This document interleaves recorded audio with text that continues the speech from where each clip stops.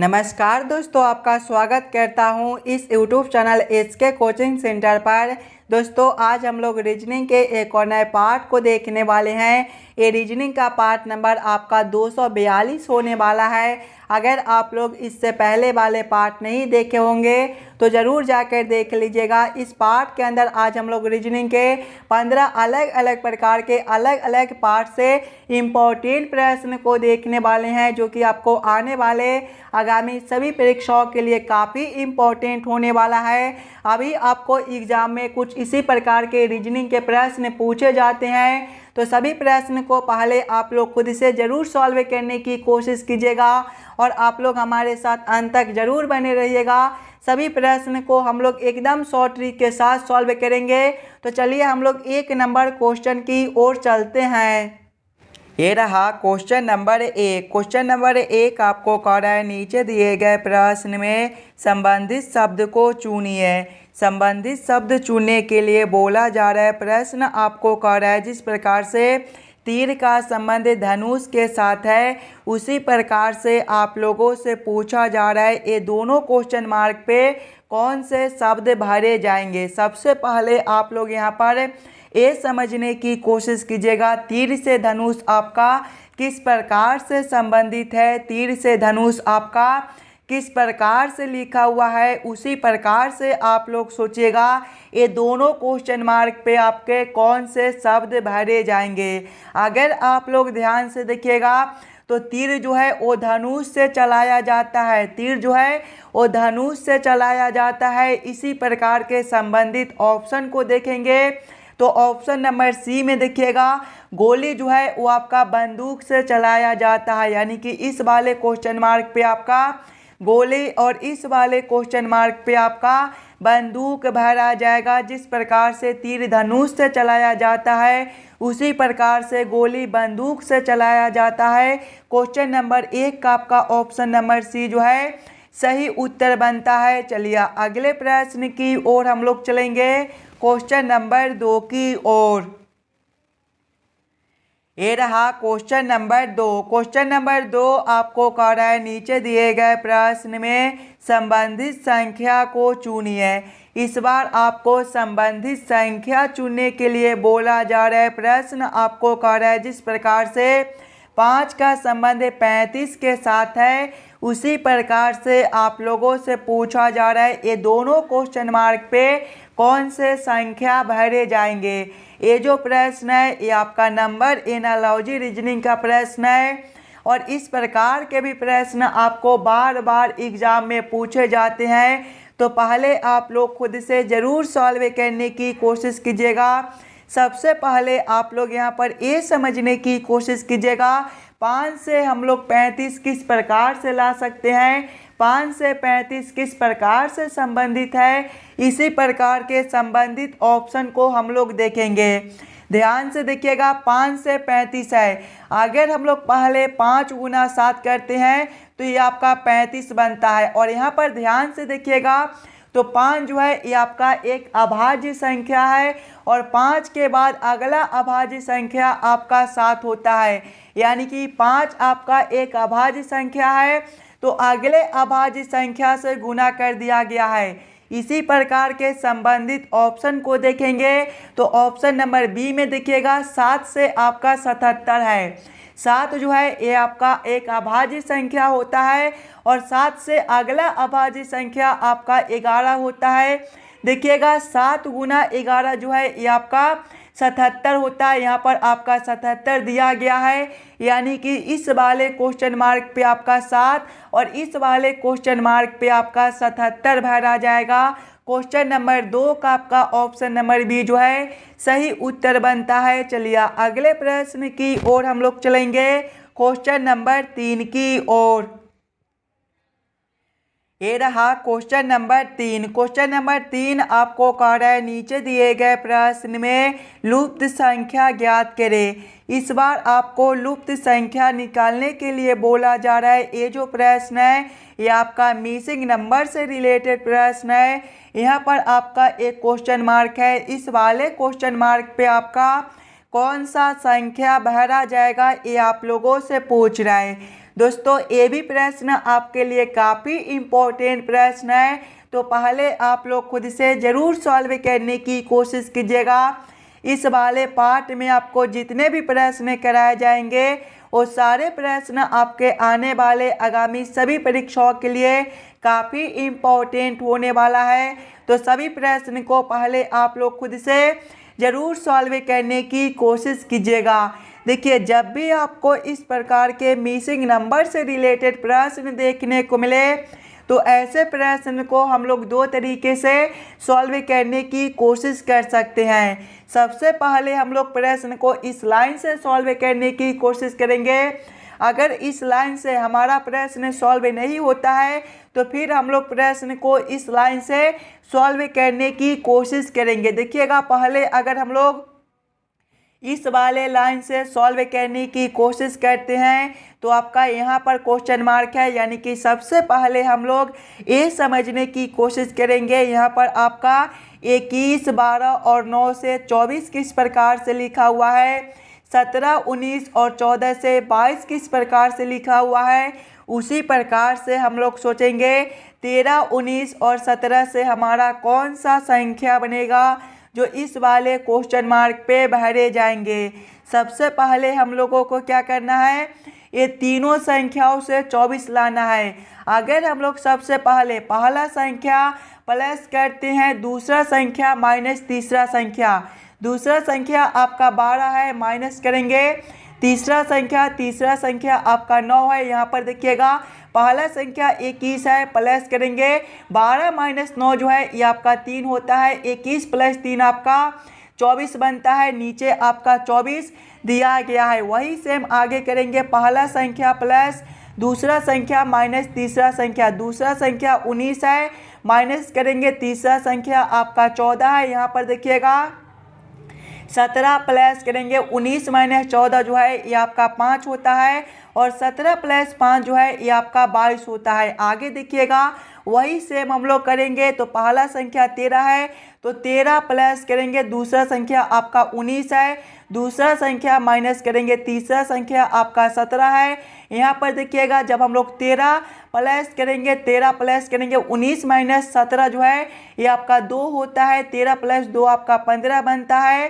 15 आपका option number B में दिया हुआ है, जो कि आपका सही उत्तर हो जाएगा। इस वाले क्वेश्चन मार्क पे आपका 15 भरा जाएगा। क्लियर है। चलिए अगले प्रश्न की ओर हम लोग चलेंगे, क्वेश्चन नंबर 4 की ओर। ये रहा क्वेश्चन नंबर 4। क्वेश्चन नंबर 4 आपको कह रहा है नीचे दिए गए श्रृंखला को पूरा करें। इस बार आपको श्रृंखला सीरीज से रिलेटेड प्रश्न दिया गया है। एक श्रृंखला सीरीज दिया हुआ है और यहाँ पर क्वेश्चन मार्क है।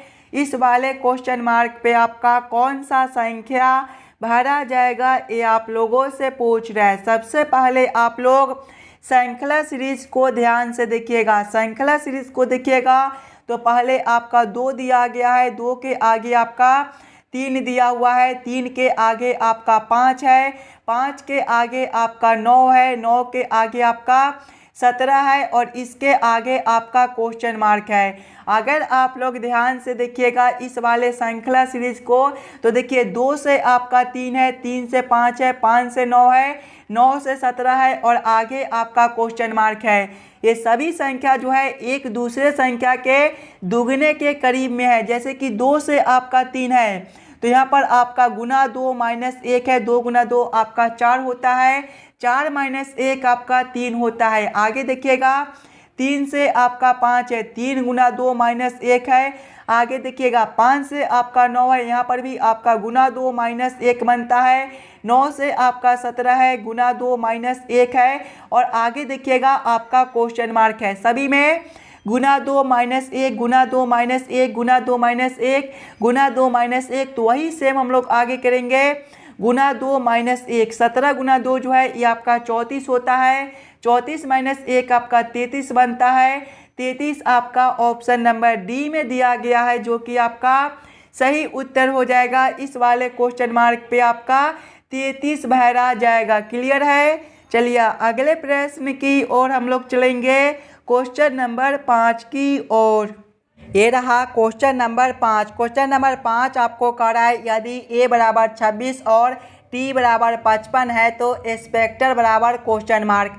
इस वाले क्वेश्चन मार्क पे आपका कौन सा संख्या भरा जाएगा ये आप लोगों से पूछ रहा है। ये जो प्रश्न है ये आपका कोडिंग डिकोडिंग से रिलेटेड प्रश्न है। और जब भी आपको इस प्रकार के प्रश्न देखने को मिले तो सबसे पहले आप लोग यहाँ पर ये समझने की कोशिश कीजिएगा ए से हम लोग 26 किस प्रकार से ला सकते हैं। एकदम आसान सा प्रश्न है, थोड़ा सा दिमाग लगाइएगा तो इस वाले प्रश्न को आप लोग एकदम आसानी के साथ सॉल्व कर पाइएगा। ध्यान से देखिएगा, हमें ए से 26 लाना है। अगर आप लोग ए बी सी डी के क्रम के अनुसार देखिएगा तो ए जो है ये आपके पहले नंबर पर होता है और ए जो है ये आपके ए बी सी डी के उल्टे क्रम से देखिएगा तो 26वें नंबर पर होता है।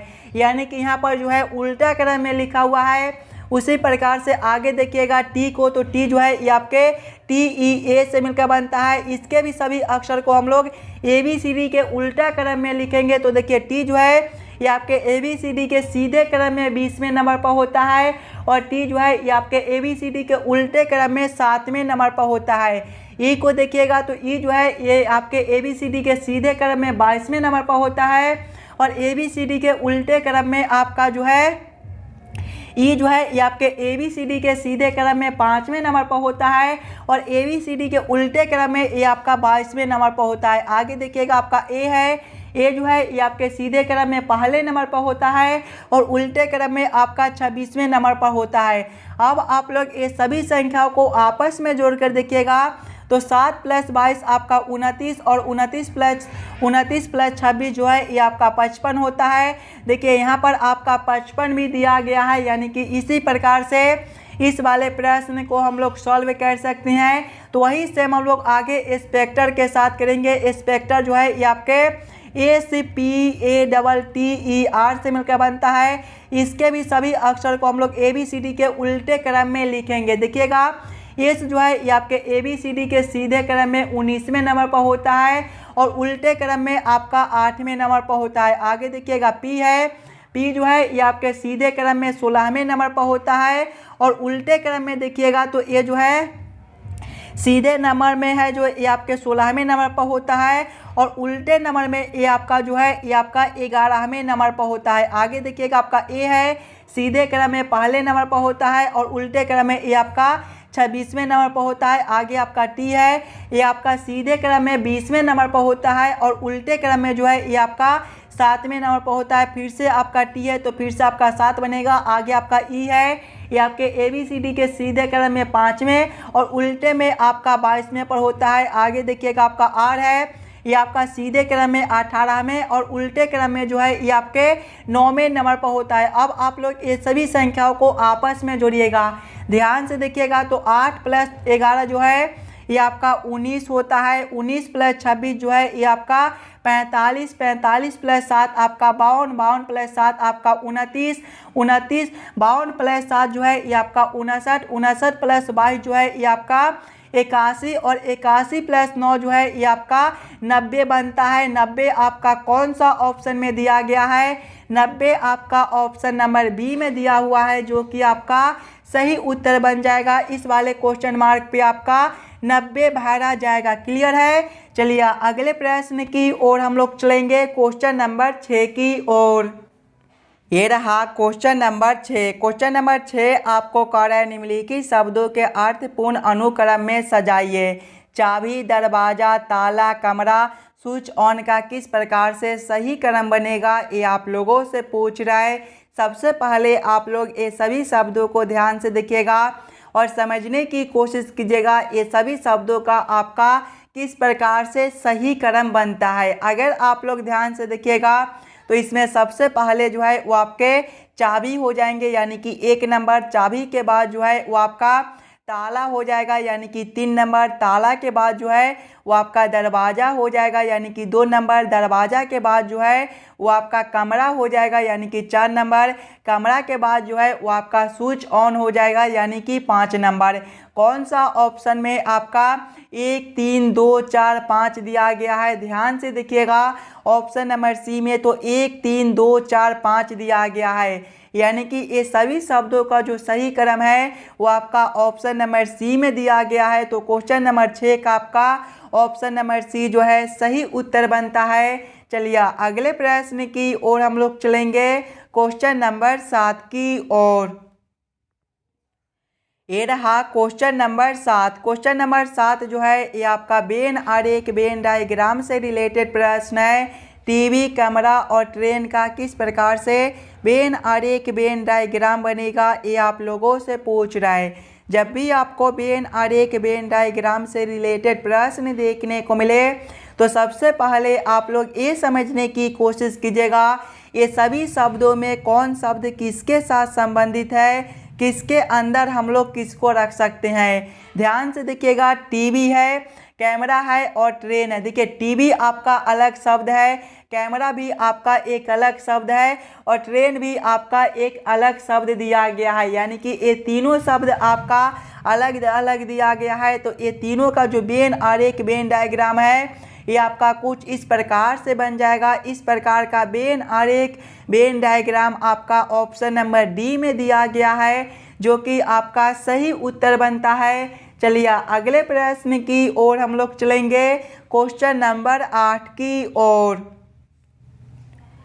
ये रहा क्वेश्चन नंबर 8। क्वेश्चन नंबर 8 आपको कह रहा है दिए गए कथन और निष्कर्ष को ध्यान से पढ़े और निष्कर्ष का चयन करें कि कथन में से कौन सा तार्किक रूप से अनुसरण करता है। दोस्तों ये जो प्रश्न है ये आपका कथन और निष्कर्ष से रिलेटेड प्रश्न है और ये भी प्रश्न आपके लिए काफ़ी इम्पोर्टेंट प्रश्न है। तो पहले आप लोग खुद से ज़रूर सॉल्व करने की कोशिश कीजिएगा। सबसे पहले आप लोग सभी कथन को ध्यान से पढ़िएगा और उस सभी कथन को आप लोग वेन आरेख वेन डायग्राम पर सेट कर लीजिएगा, ताकि प्रश्न को सॉल्व करने और समझने में आपको आसानी हो। देखिए कथन पहले आपको क्या कर रहा है, कुछ स्कूटर वाहन है, कुछ स्कूटर क्या है, वाहन है। इसका वेन आरेख वेन डायग्राम आपका किस प्रकार से बनेगा, कुछ स्कूटर वाहन है। यानी कि ये जो आरेख है ये आपका स्कूटर के लिए हो जाएगा और ये जो आरेख है ये आपका वाहन के लिए हो जाएगा। कुछ स्कूटर क्या है, वाहन है। इसका वेन आरेख वेन डायग्राम आपका कुछ इस प्रकार से बनेगा। आप लोग नाम भी लिख लीजिएगा। ये जो आरेख है ये आपका स्कूटर के लिए है, तो आप लोग यहाँ पर स्कूटर, और ये जो आरेख है ये आपका वाहन के लिए है, तो आप लोग यहाँ पर वाहन भी लिख लीजिएगा। आगे कथन को पढ़िएगा।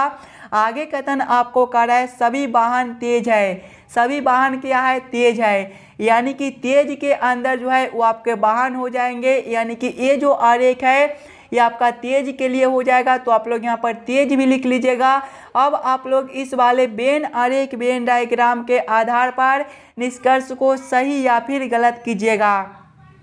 देखिए निष्कर्ष एक आपको कह रहा है कुछ स्कूटर तेज है। ध्यान से देखिएगा, तो स्कूटर के लिए आरेख आपका यहाँ पर है और तेज के लिए आरेख आपका यहाँ पर है। ये दोनों आरेख आपके आपस में जुड़े हुए हैं। यानी कि कुछ स्कूटर आपके तेज हो सकते हैं। ये निष्कर्ष आपका सही निकलता है। निष्कर्ष 2 को देखिएगा, सभी तेज वाहन है। ध्यान से देखिएगा, तो तेज आपका यहाँ पर है और वाहन आपका यहाँ पर है।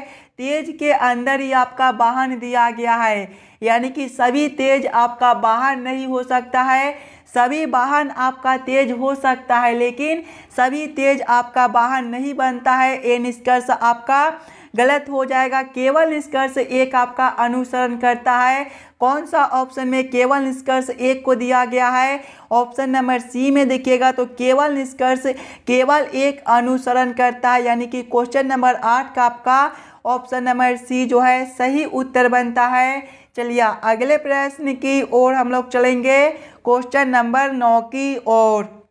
ये रहा क्वेश्चन नंबर 9। क्वेश्चन नंबर 9 आपको कह रहा है दिए गए आरेख में 3 वर्ग एक दूसरे से जुड़े हुए हैं। प्रत्येक वर्ग एक निश्चित वर्ग को प्रदर्शित करता है। शिक्षक जो कवि है, गायक नहीं है, कौन प्रदर्शित कर रहा है, ये आप लोगों से पूछ रहा है। ये भी प्रश्न आपके लिए काफ़ी इम्पोर्टेंट प्रश्न है और जब भी आपको इस प्रकार के प्रश्न देखने को मिले तो सबसे पहले आप लोग आरेख को समझने की कोशिश कीजिएगा। ध्यान से देखिएगा, तो शिक्षक के लिए जो आपका आरेख बनता है वो आपका यहाँ से लेकर यहाँ तक बनता है। आगे देखिएगा, तो आगे जो आपका कवि के लिए आरेख बनता है वो आपका यहाँ से लेकर यहाँ तक बनता है। आगे देखिएगा तो गायक के लिए जो आपका आरेख है वो आपका यहाँ से लेकर यहाँ तक बनता है।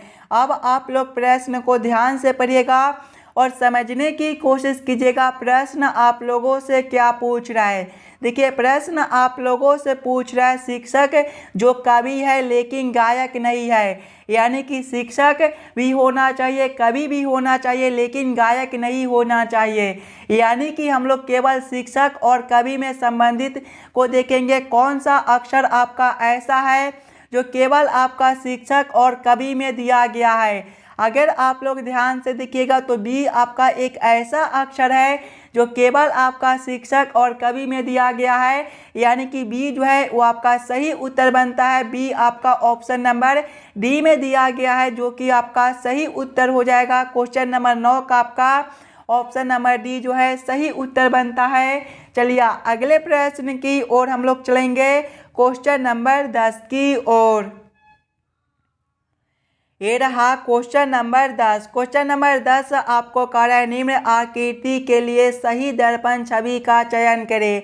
यहाँ पर आपका एक आकृति दिया हुआ है, कुछ इस प्रकार का आपका आकृति है और प्रश्न आप लोगों से पूछ रहा है इस वाले आकृति का किस प्रकार से दर्पण छवि बनेगा। दर्पण छवि में क्या होता है दोस्तों कि बाएं वाले जो आपके आकृति होते हैं वो आपके उलटकर दाएं में चले जाते हैं और दाएं वाले आकृति आपके उलटकर बाएं में चले आते हैं। यानी कि जब भी आपको इस प्रकार के आकृति देखने को मिले और इसका दर्पण छवि पूछे तो आप लोग इस प्रकार के आकृति को इस प्रकार से उलट दीजिएगा। जब आप लोग इस प्रकार से ये वाले आकृति को उलटिएगा तो ये जो तीर का चिन्ह आपका इस प्रकार से है, ये आपके उलटने के बाद आपका इस प्रकार से दिखाई देगा और ये जो तीर का चिन्ह आपका इस प्रकार से है, ये आपका उलटने के बाद इस प्रकार से दिखाई देगा। इस प्रकार का उत्तर आकृति आपका कौन सा ऑप्शन में दिया गया है। इस प्रकार का उत्तर आकृति आपका ऑप्शन नंबर डी में दिया गया है जो कि आपका सही उत्तर बनता है। क्वेश्चन नंबर 10 का आपका ऑप्शन नंबर डी जो है सही उत्तर हो जाएगा। चलिए अगले प्रश्न की ओर हम लोग चलेंगे। ये रहा क्वेश्चन नंबर 11। क्वेश्चन नंबर 11 आपको कह रहा है किसी कोड व्यवस्था में एप्पल का कोड ETTPI है, दिल्ली का कोड क्या होगा, ये आप लोगों से पूछ रहा है। ये जो प्रश्न है ये आपका कोडिंग डिकोडिंग से रिलेटेड प्रश्न है और जब भी आपको इस प्रकार के कोडिंग डिकोडिंग से रिलेटेड प्रश्न देखने को मिले तो सबसे पहले आप लोग यहाँ पर ये समझने की कोशिश कीजिएगा एप्पल से आपका ETTPI किस प्रकार से लिखा हुआ है, उसी प्रकार से आप लोग सोचिएगा दिल्ली से आपका क्या कोड बनेगा। सबसे पहले आप लोग एप्पल को देखिएगा तो एप्पल जो है ये आपके APPLE से मिलकर बनता है। इसका कोड देखिएगा तो इसका कोड जो है वो आपका ETTPI दिया गया है। ध्यान से देखिएगा सिंगल अक्षर को, तो ए से आपका ई है, यहाँ पर आपका +4 है, पी से आपका टी है +4 है, पी से आपका फिर टी है +4 है, एल से आपका पी है +4 है, ई से आपका आई है +4 है। यानी कि एप्पल के सभी अक्षर में +4 कर दिया गया है। वही सेम हम लोग दिल्ली के साथ करेंगे। दिल्ली जो है ये आपके DELHI से मिलकर बनता है। इसके भी सभी अक्षर में हम लोग +4 करेंगे। देखिए D+4 जो है वो आपका H होता है। आगे देखिएगा आपका E है, E+4 जो है ये आपका I होता है। आगे देखिएगा आपका L है, L+4 जो है ये आपका P होता है। आगे आपका H है, H+4 जो है ये आपका L होता है। आगे आपका I है, I+4 जो है ये आपका M होता है। कौन सा ऑप्शन में आपका HIPLM दिया गया है, ध्यान से देखिएगा। HIPLM आपका ऑप्शन नंबर सी में दिया हुआ है जो कि आपका सही उत्तर बनता है। दिल्ली का जो कोड है वो आपका ऑप्शन नंबर सी में दिया गया है। चलिए अगले प्रश्न की ओर हम लोग चलेंगे, क्वेश्चन नंबर 12 की ओर। ये रहा क्वेश्चन नंबर 12। क्वेश्चन नंबर 12 आपको कह रहा है मोनार्क दक्षिण की ओर 6 किलोमीटर चलता है, फिर वह दाई ओर मुड़कर 4 किलोमीटर चलता है, वह फिर दाई ओर मुड़कर 6 किलोमीटर चलता है, इसके बाद अपने बाएं ओर मुड़कर 6 किलोमीटर चलता है। अब वह प्रारंभिक स्थान से किस दिशा में है, ये आप लोगों से पूछ रहे हैं। ये भी प्रश्न आपके लिए काफ़ी इम्पोर्टेंट प्रश्न है, और जब भी आपको इस प्रकार के प्रश्न देखने को मिले तो सबसे पहले आप लोग यहाँ पर ये याद कर लीजिएगा, दिशा में जो है वो आपका पूरब ए वाला दिशा होता है, पश्चिम आपका ए वाला दिशा होता है, उत्तर आपका ऊपर की ओर होता है और दक्षिण आपका नीचे की ओर होता है। अब आप लोग प्रश्न को ध्यान से पढ़िएगा और समझने की कोशिश कीजिएगा। मोनार्क दक्षिण की ओर 6 किलोमीटर चलता है। पहले जो है दक्षिण दिशा में 6 किलोमीटर चलता है। दक्षिण आपका ए वाला दिशा यानी कि ए वाला दिशा में पहले 6 किलोमीटर चलता है। आगे प्रश्न को पढ़िएगा। फिर वह दाई ओर मुड़कर 4 किलोमीटर चलता है। जब यहाँ से वह दाई ओर मुड़ेगा तो उसका ए वाला दिशा हो जाएगा, यानी कि ए वाला दिशा में वह 4 किलोमीटर चलता है। आगे प्रश्न को पढ़िएगा। वह फिर दाई ओर मुड़कर 6 किलोमीटर चलता है। जब यहाँ से वह दाई ओर मुड़ेगा तो उसका जो है ए वाला दिशा हो जाएगा, यानी कि ए वाला दिशा में वह फिर से 6 किलोमीटर चलता है। आगे प्रश्न को पढ़िएगा। इसके बाद अपने बाई ओर मुड़कर 6 किलोमीटर चलता है। जब यहाँ से वह बाई ओर मुड़ेगा तो उसका दिशा जो है ए वाला दिशा हो जाएगा, यानी कि ए वाला दिशा में वो जो है फिर से 6 किलोमीटर चलता है। आगे प्रश्न को पढ़िएगा। वह अपने प्रारंभिक स्थान से किस दिशा में, देखिए यहाँ से वह चलना शुरू किया था और अभी वह ए वाला दिशा में है। ए वाला दिशा आपका कौन सा दिशा है, देखिएगा ए वाला दिशा जो है वो आपका पश्चिम दिशा है। पश्चिम आपका ऑप्शन नंबर ए में दिया गया है, जो कि आपका सही उत्तर बनता है। चलिए अगले प्रश्न की ओर हम लोग चलेंगे, क्वेश्चन नंबर 13 की ओर। ये रहा क्वेश्चन नंबर 13। क्वेश्चन नंबर 13 आपको कह रहा है यदि पी पति है क्यू का और आर माता है एस और क्यू की, तो आर का पी से क्या संबंध है, ये आप लोगों से पूछ रहा है। ये जो प्रश्न है ये आपका ब्लड रिलेशन से रिलेटेड प्रश्न है, और ये भी प्रश्न आपके लिए काफ़ी इम्पोर्टेंट प्रश्न है। तो पहले आप लोग वीडियो को रोककर खुद से ज़रूर सॉल्व करने की कोशिश कीजिएगा।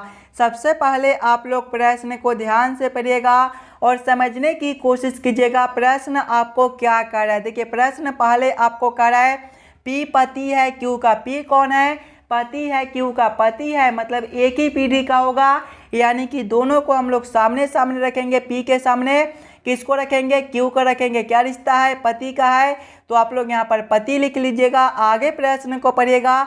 आर माता है एस और क्यू की। आर कौन है, माता है एस और क्यू की माता है। आर जो है वो माता है एस और क्यू की माता है, मतलब एक पीढ़ी ऊपर का होगा, यानी कि एस और क्यू से ऊपर हम लोग किसको रखेंगे, आर को रखेंगे, यानी कि यहाँ पर आपका आर हो जाएगा। और आर से नीचे जो है वो आपका एस और क्यू दोनों हो जाएगा। क्या रिश्ता है, माता का है, तो आप लोग यहाँ पर माता भी लिख लीजिएगा। दोनों का माता है तो आप लोग दोनों साइड माता लिख दीजिएगा। आगे प्रश्न को पढ़िएगा। तो आर से पी का क्या संबंध है, यहाँ पर ध्यान से देखिएगा।